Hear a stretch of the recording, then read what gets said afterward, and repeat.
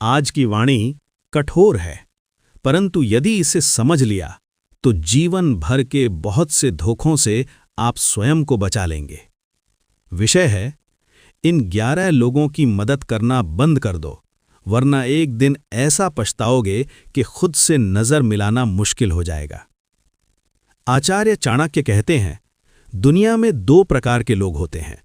कुछ वे जिनकी मदद करना आपके पुण्य, आपकी शक्ति और आपके भाग्य को बढ़ाता है, और कुछ वे जिनकी मदद करना आपकी बुद्धि, आपका समय और अंततः आपका पूरा जीवन धीरे धीरे नष्ट कर देता है। आज हम उन्हीं 11 प्रकार के लोगों को कूटनीति की दृष्टि से समझेंगे, जिनसे दूरी बनाना स्वार्थ नहीं, स्वरक्षा है। पहला श्लोक, दुष्ट संग का नुकसान। आचार्य की एक नीति कहती है, जो व्यक्ति दुराचारी, कुदृष्टि वाले और बुरे स्वभाव वाले मनुष्य के साथ मित्रता करता है, वह शीघ्र नष्ट हो जाता है। अर्थ यह है कि जिसकी दृष्टि ही टेढ़ी हो, जिसका स्वभाव ही बिगड़ा हुआ हो, उसके साथ खड़े रहकर आप बचे रह जाएं, ऐसा संभव नहीं। अब आरंभ करते हैं वे 11 लोग जिनकी मदद तुरंत बंद करनी चाहिए। पहला, जो सिर्फ काम पड़ने पर याद करे। सबसे पहले वे लोग जो केवल जरूरत पड़ने पर आपको याद करते हैं। जब उनका काम फंस जाए, पैसे चाहिए हों, नोट्स चाहिए हों, प्रोजेक्ट सबमिट करना हो या किसी से सिफारिश करवानी हो, तब अचानक याद आता है कि तुम तो बहुत अच्छे हो, बस तुम ही मदद कर सकते हो। लेकिन जब बात आपके दुख, आपके संघर्ष, आपकी जरूरत की आती है, तब वही लोग सबसे पहले गायब हो जाते हैं। ऐसे लोग आपको दोस्त नहीं, सर्विस सेंटर की तरह देखते हैं। हर बार मदद करोगे तो उनकी नज़र में आपकी वैल्यू बढ़ेगी नहीं, बल्कि कम होती जाएगी। कूटनीति यह कहती है, जहां अपनापन नहीं, सिर्फ उपयोग हो, वहां अपनी शक्ति लगाना मूर्खता है, दान नहीं। दूसरा वर्ग है वे लोग जो आपकी सफलता से जलते हैं। जब आप नीचे हों, इनकी आंखों में हमदर्दी होती है, लेकिन जैसे ही आप थोड़ा ऊपर उठने लगते हैं, थोड़ी तरक्की करते हैं, उनके शब्द बदल जाते हैं। ज्यादा सीरियस क्यों हो रहे हो? तुम्हारे बस की बात नहीं है, अभी से इतना मेहनत करके क्या मिलेगा? सच्चा मित्र आपकी सफलता पर दिल से खुश होता है, आपको आगे बढ़ाता है। जो आपकी तरक्की से जलने लगे, उस पर समय और मदद खर्च करना अपने भविष्य के साथ विश्वासघात है। कूटनीति कहती है, जो भीतर ही भीतर आपके ऊंचा उठने से डरता या जलता हो, उसके कंधे पर चढ़कर आप कभी आसमान तक नहीं पहुंच सकते। तीसरा प्रकार, वे लोग जो मुंह पर अत्यंत मीठे पर पीठ पीछे जहर घोलते हैं। आपके सामने आपकी तारीफ, आपके जाने के बाद आपके राज, आपकी कमजोरियां, आपकी गलतियां दूसरों के बीच चर्चा का विषय। आचार्य कहते हैं, ऐसा मित्र दूध में घुले जहर के समान होता है, ऊपर से शीतल, अंदर से घातक। आप ऐसे व्यक्ति की बार बार मदद करते हैं, उसे एलिवेट करते हैं, लोगों के सामने उसे सपोर्ट देते हैं, और वही व्यक्ति एक दिन आपके ही विरुद्ध जहर घोलकर खड़ा हो जाता है। कूटनीति यहां स्पष्ट है, जो आपका राज आपके खिलाफ इस्तेमाल करे, उसकी रक्षा नहीं, उससे दूरी ही बुद्धिमानी है। चौथा वर्ग, वे लोग जिन्हें एहसान दिखाई ही नहीं देता। आपने पैसे दिए, समय दिया, रातों की नींद छोड़ी, रिश्तों तक को दांव पर लगा दिया, पर उनके मुंह से एक सच्चा धन्यवाद तक नहीं निकला, बल्कि उल्टा वह आपको ऐसे ट्रीट करने लगे जैसे मदद करना आपका कर्तव्य हो, उनका अधिकार। जहां कृतज्ञता समाप्त हो जाती है, वहां से शोषण शुरू हो जाता है। ऐसे व्यक्ति की बार बार मदद करना आपके भीतर के स्वाभिमान का हनन है। कूटनीति कहती है, जहां धन्यवाद की जगह दिखावा और मांग हो, वहां से अपनी सेवा तुरंत वापस ले लेनी चाहिए।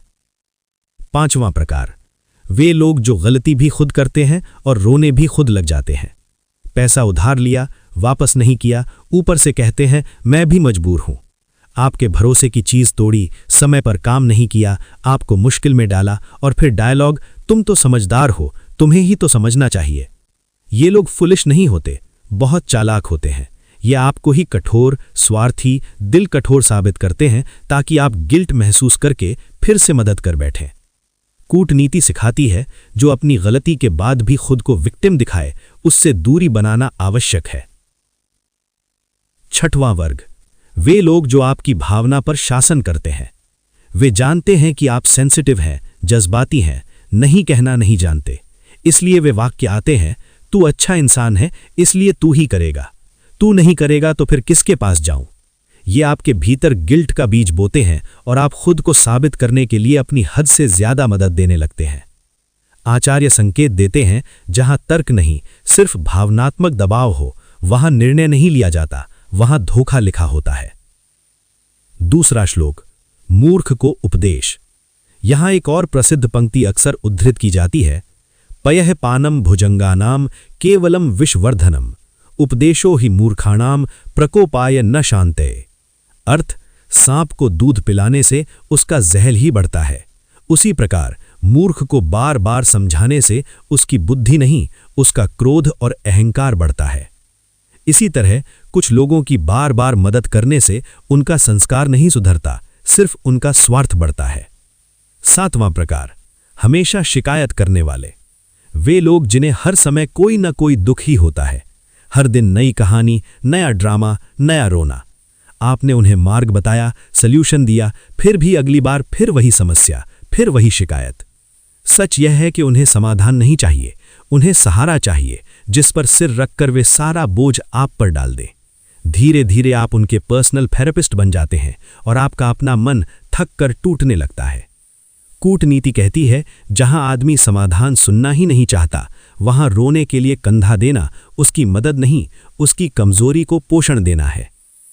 आठवां वर्ग, वे लोग जिनके लिए आप हर लड़ाई में आगे रहे, पर जब आपकी बारी आई वो चुप रहे। आपने उनकी इज्जत बचाई, पीछे से उनकी तारीफ की, लोगों के सामने उनका पक्ष लिया, लेकिन जब आप पर झूठा इल्जाम लगा, आप दुख में डूबे, आप अकेले खड़े थे, तब वही लोग या तो गायब थे या न्यूट्रल बनकर दूर खड़े थे। आचार्य चाणक्य बताते हैं, जो मनुष्य संकट के समय आपके साथ ना खड़ा हो, उस पर भरोसा करके स्वयं को संकट में डालना वीरता नहीं, मूर्खता है। ऐसे व्यक्ति की बार बार मदद करना वैसे ही है जैसे तूफान में टूटी नाव पर भरोसा करना। नवां प्रकार, जो आपको नीचे रखकर ही खुश महसूस करते हैं। जब आप संघर्ष कर रहे हों, उन्हें तसल्ली होती है कि हम सब एक लेवल पर हैं, पर ज्यों-ज्यों आप इंप्रूव करते हैं, अपनी आदतें बदलते हैं, फोकस्ड होते हैं, उन्हीं के मुंह से बातें आने लगती हैं, इतना भी क्या बदलना, इंजॉय भी कर लिया करो, तुम तो अब बड़े लोग बन गए हो। वास्तविकता यह है कि उन्हें डर है कि कहीं आप उनसे आगे ना निकल जाएं। ऐसे लोगों को आप जितनी मदद देंगे, वे उतना ही आपको वहीं रोके रखेंगे जहां वे खुद हैं। कूटनीति कहती है, जो आपका विकास देखकर असहज हो जाए, उसकी मदद करना अपने भविष्य को जेल में डालने जैसा है।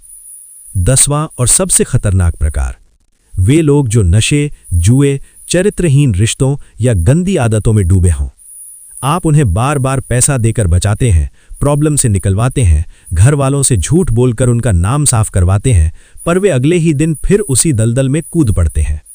आचार्य कहते हैं, दुष्ट या बुरी आदतों में डूबा व्यक्ति आपके समझाने से नहीं, खुद के टकराने से सीखता है।